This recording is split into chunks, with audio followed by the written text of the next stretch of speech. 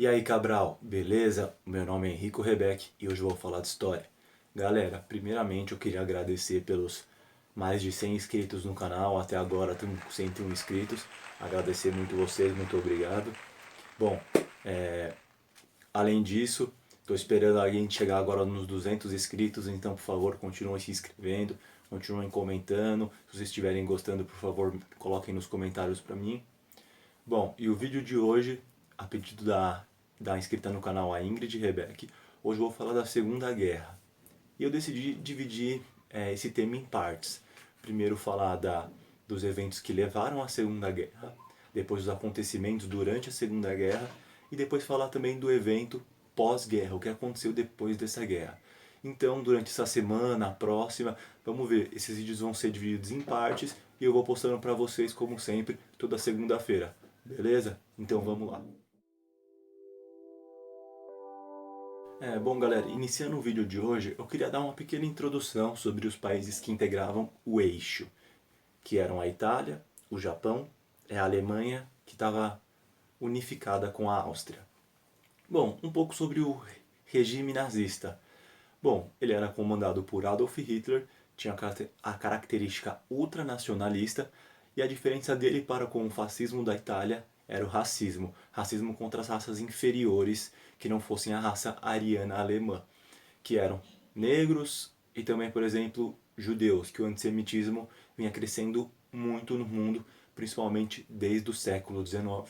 Bom, na Itália também temos o ultranacionalismo de direita, com Benito Mussolini, e uma característica de Benito Mussolini era que ele queria a restauração do antigo Império Romano. Bom, sobre o Japão, nós temos praticamente as características de dever e honra com o imperador, principalmente focado na pessoa do imperador, que viam desde anos atrás. E também eles realizavam uma coisa típica que era conhecida como o seppuku, ou seja, eles tiravam a própria vida caso falhassem no seu dever e na sua honra. É uma característica que era feita pelos samurais, galera. Bom, se vocês quiserem saber mais sobre isso, ou verem, principalmente tem um filme conhecido como O Último Samurai, assistam que vai mostrar um pouco desse seppuku e como que é um pouco desse dever e honra, principalmente por parte dos cidadãos japoneses. Seguindo, galera, uma coisa que podemos afirmar com certeza é que a Segunda Guerra é uma continuação direta da Primeira. E por quê? Vamos ver primeiro a Alemanha. Bom, com o fim da guerra, a Alemanha derrotada, junto com seus aliados, ela foi considerada a culpada por tudo que aconteceu naquela guerra. Sendo assim, ela foi forçada a assinar o Tratado de Versalhes, que foi um tratado humilhante para com ela e para com seus cidadãos. E o tratado dizia assim, que ela não podia ter um exército maior que 100 mil homens, ela não podia ter uma marinha nem aeronáutica e que ela devia pagar indenização às nações vitoriosas, que ela devia ajudar a reconstruir o continente europeu. Sendo assim, a Alemanha saiu humilhada e com sentimento de revanchismo, pois o país não acreditava que havia sido derrotado, havia acreditado que havia sido traído por seus generais, principalmente pelos judeus que estavam mal comunados com as potências inimigas da Alemanha. Então a população sempre acreditava que eles tinham o exército e a força para a vitória, mas que eles haviam sido traídos de certa forma.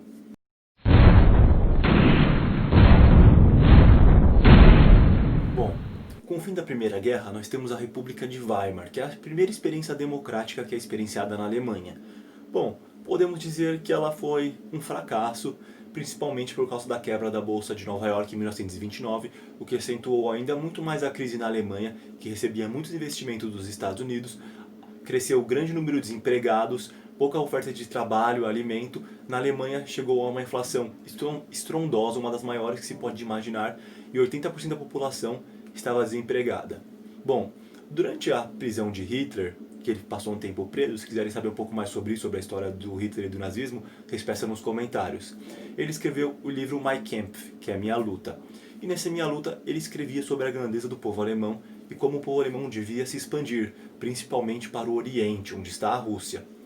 E isso era chamado de espaço vital, ou no alemão conhecido como Lebensraum, as terras que os alemães precisavam ter para conseguir se expandir e construir essa grande nação que era a Alemanha. Bom, a crise da Bolsa de Nova York afetou todos os países do mundo, principalmente os da Europa, como França, Inglaterra e, como já dissemos, a Alemanha. Bom, galera, por causa de todos esses problemas que vem acontecendo no mundo, os regimes nacionalistas de extrema direita começaram a ganhar muita força, e isso os nazistas começaram a crescer muito na Alemanha e seu número de adeptos começou a aumentar. Um dos revanchismos que a Alemanha tinha era contra a Polônia, porque com o fim da guerra, além de ela ter perdido seus territórios de Alsácia e Lorena para a França, que eram territórios de muitas matérias-primas, ela perdeu uma região muito importante que era conhecida como o Corredor Polonês, que acabou dividindo a Alemanha em duas partes, ocidental e oriental. Sendo assim, a Polônia conseguiu a tão esperada saída para o mar e o porto de Danzig, que é um porto muito importante durante a Segunda Guerra Mundial, era controlado pela Liga das Nações, sendo um porto livre para comércio. Então a Alemanha queria reconquistar esse corredor polonês e esse porto para unificar novamente o país. Além disso, nós temos o problema do anticomunismo e da Revolução Russa. A Revolução Russa foi considerada um problema não só para os alemães, mas como para muitos outros países do Ocidente, que consideravam o comunismo uma ameaça aos interesses da potência ocidental, ou das potências ocidentais. Ainda falando um pouco sobre a Alemanha, a gente pode falar, galera, que os nazistas conseguiram ter sucesso porque Adolf Hitler conseguiu resgatar a economia alemã, ele conseguiu reerguer o orgulho alemão, ele conseguiu trazer dinheiro, emprego, começou a construir grandes edifícios, obras. Isso fez com que a população acreditasse nele. Alguns, pode ser que nem todos, mas ele conseguiu que as pessoas confiassem nele. Bom, além disso, a Alemanha havia perdido todas as suas colônias que tinha na África e seus territórios. E Hitler havia planejado, desde quando se tornou chanceler da Alemanha, que ele iria retomar os territórios que havia perdido com o fim da Primeira Guerra Mundial. Bom, agora vamos conhecer um pouco mais sobre a Itália de Benito Mussolini. Bom, no ano de 1922, Benito Mussolini fez a sua marcha dos camisas negras por Roma, que ficou muito conhecida. Dias depois, o rei Vítor Emanuel II o concedeu o cargo de primeiro-ministro da Itália. Logo depois disso, os partidos políticos foram abolidos, se tornando o único deles o Partido Fascista. Além disso, o Partido Fascista era apoiado pela Igreja Católica, setores da sociedade civil e da burguesia.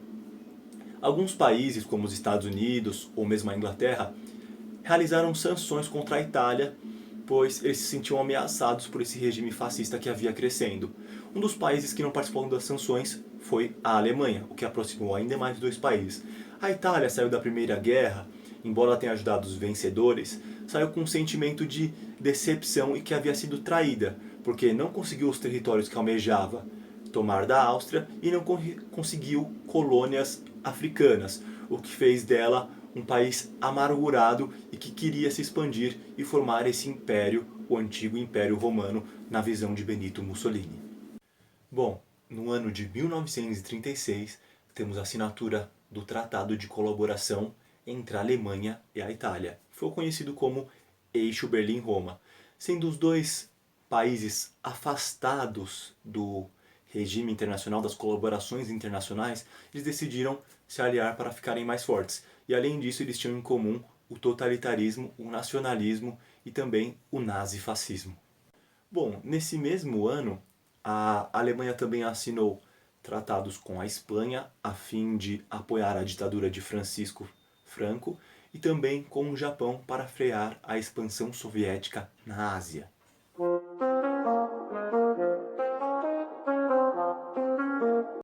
Bom, galera, no ano de 1938 temos o evento conhecido como Anschluss. Desculpem meu alemão, né?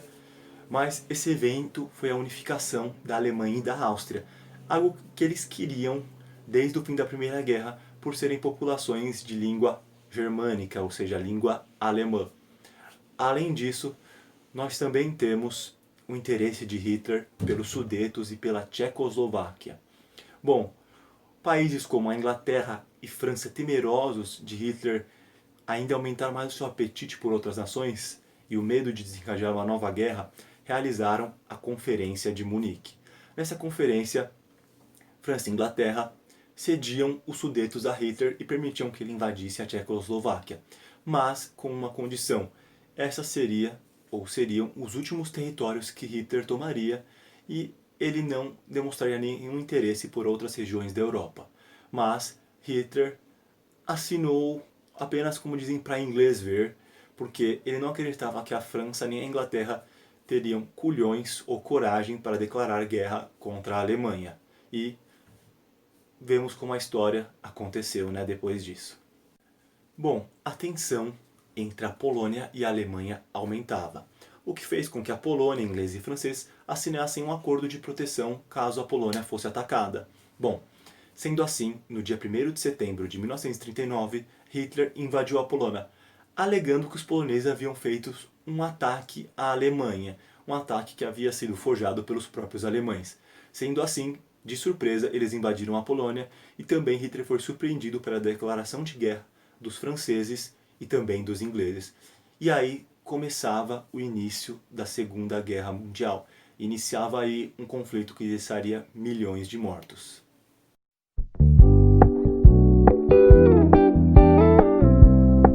Bom, galera, mas Hitler ainda fez uma jogada de mestre antes de começar a guerra. Para não ser atacado pelas potências do Oriente, no caso a Rússia, ele assinou com os russos o Pacto Soviético de Não Agressão, que os países não atacariam um ao outro.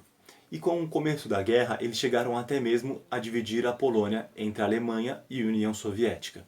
Bom, galera, agora vamos ver um pouco sobre as causas na Ásia.